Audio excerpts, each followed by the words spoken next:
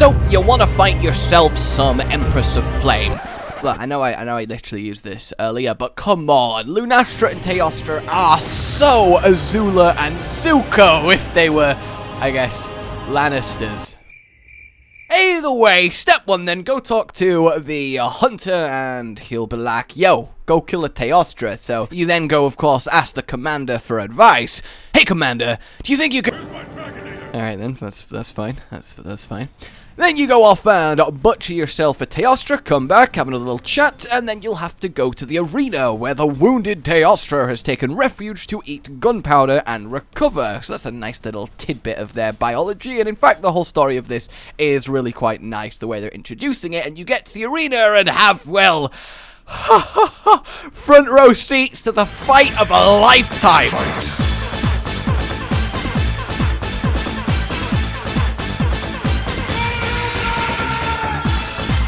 And then you're left alone with Lunastra, who you then have to repel, and the cart's so hard you turn your UI back on, chop off her tail, and get a gem on your first carp! And then your job's a good one. Then you get a follow-up quest to go face her properly, and that's all good. But that repel is enough to unlock her armor set, which is very much the focus of this video, because it's rather good. Wearing the regalia of the Empress grants you mighty boons. Oh yes, mighty boons. Though I really, the hat, the hat, I can't help but get a kind of, you know, like a piratey sort of trike. I know it's supposed to be a fancy crowny type affair, but maybe it's just because I fucking love pirates. Either way, the set itself is very nice. I love it aesthetically. It's obviously very similar to Teostra, but it does distinctly have its own flair, and I think there's somehow more of an elegance to it that I really do appreciate. You're gonna be lacking for ice defense, but like, who gives a crap about ice? And the rest of it's pretty damn solid. So in terms of armor skills then, Lunastra owes you one because you've got her favor. Got her favor, like... I just want to be liked. Increased stamina cap, which is actually quite decent for your bows, for your dual blades. You can get some good use out of this, and your mind's eye ballistics, longer critical distance, and no more bouncing, which I hear lances quite like. So yeah, decent set bonuses, and well, we've got two of them, so it's nice to break free from the new monsters with no set bonuses, because that was getting kind of anticlimactic. In terms of skills out the box, you got wide range 4, which is useful for, well, your wide range builds. I know, terribly groundbreaking, but it is cool to get new ways to get desirable skills, because it really lets you mix up your builds and go up with something likely a lot more potent. And when you see the slottage on this, oh!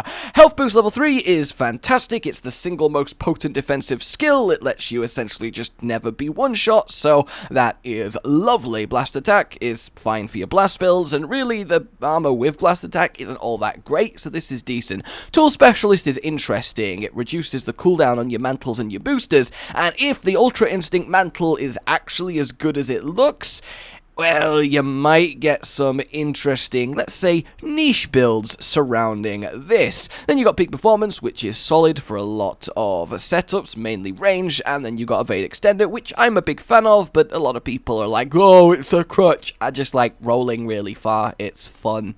So, the armor itself then, level 3, level 1 on the helmet, you got your extender, a bit of specialist, it's really quite fine, it's decent slottage. 2 level 1s on the chest, there's your performance and a bit of your boost, you got a bit of your wide range and your blast attack on your gloves with a level 3, maybe an explosive support build? No. No. Then on your waist, you got yourself more specialist, a bit more blast attack, and again, magnificent slottage, and finally, your rest of your health boost and the rest of your wide range, and magnificent slottage. But this is the alpha, so the beta, which has distinctly different diable areas, this is where it gets tasty. You lose not really that much when you look at it, a bit of health, but the big takeaway is the blast attack, so if you want some quality armor to mix in and you're not doing a blast build, well, Lunastra Beta is going to be for you, because this thing has more space for gems than the back room in a jewelry store. You have a level 3 and a level 2 on the helmet. You have triple level 1 on the chest, level 3, level 2 on the gloves, level 2 on the waist, and level 2 on the legs. The legs, I think, are the winner here, because health boost, as I said, it's a solid skill, and it's more solid than the one divine blessing you get on the guild chest, which also has 2 level 2 slots, which has proven an incredibly multi-use and very customizable chest that's implemented in a lot of builds. Less so since Kulve Taroth, but these are legs. Yeah. But no, 2 level 2 slots on your legs with health boost, that I can very much see being used. A lot of builds don't have an especially really competitive leg slot, so this goes a long way to give you what you want. But look, the bottom line here is you can put in 8 level 2 or above skills by wearing the set. The Lunastra weapons have another 2 level 2 slots. That takes it up to 10 level 2 and 3 level 1 if you want to go full on Lunastra cosplay. That is absolutely nuts. This is definitely as impactful as Kulve Taroth. Just the sheer customizability you get from these, the amount of just odd bits here and there. You've got 4 pieces that you're really happy with, and then you're like, there's nothing that good for the final. Whack on a beta Lunastra and just fill it to high heavens with your quality gems, your jewels, your decorations, whatever you want to fucking call them, and you are going to be laughing all the way to the carve. It really is quite competent. So yeah, I would recommend getting this. It's not crazy material-wise, but you're going to need a load of gems for the weapons, so have fun with that. Talking of the weaponry then, it's... okay, look, greatsword, it's a blast greatsword, so it's never gonna be great. The raw is kinda pathetic, but I don't mind the visuals. It's kinda sad they're not Lunastra unique. They're just iron with this lovely teal, almost mineral-looking gemstone aesthetic to it, which I actually do really adore. I'm honestly quite a fan. I feel like they're under the constraint of when we can't make unique weapon models. We don't have the time, or we're not allowed, I guess. There's a dude with a whip saying no. I'm not. I think that's how game development works. And they have tried their best with what they can do, which is modify iron weapons, and admittedly, I really don't mind it.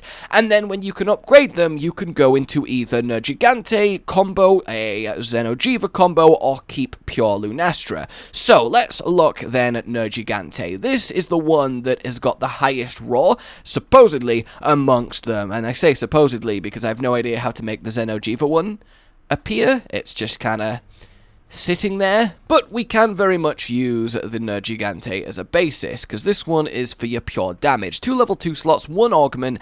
It's not bad. I mean, especially the 2 level 2 slots, that's great. A nice bit of blast and solid white sharpness out the box, 20 units from the looks of things, and it's just okay raw. It would be fine raw with an elementalist, it would be usable, but you're not going to see many Lunastra-based greatswords around the place. So we'll let a few others get looked at in the background, but the TLDR, I believe, with these weapons, from a quick little overview, is they are so good at everything except the numbers on them. So they have great sharpness, it's good affinity on the Xeno ones, I believe. They have amazing slottage. They come with set bonuses. The Nergi one just gives you the Nergi healing set bonus, which is important because they're rare 8, which means you might not have to, depending on the weapon. Some like it more than others. Greatsword would probably still use health augment, but then you probably won't use this greatsword. But either way, it's a good excuse to not use a health augment and put your affinity on there, so you can squeeze more out of the weapon.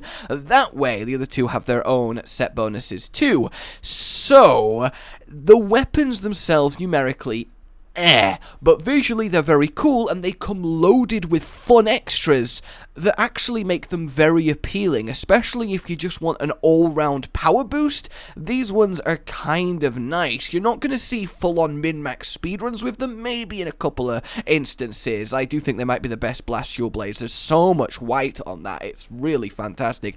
But they are offering you a really good, well-rounded choice that promotes some seriously stat stat skill heavy builds just thanks to what they provide. So I'm kind of excited to see what people do with them. Yeah, definitely worth farming. You're going to need gems galore if you want all of these, so you're going to be busy as you end up inevitably coming closer to the Arch-Tempest. This is a wonderful little addition, and of course we all want to say great praise and thanks to being able to change layered armor settings and pigment at the item box. Really, Lunastra, you're great and all, but you could fuck off compared to this. Ho ho!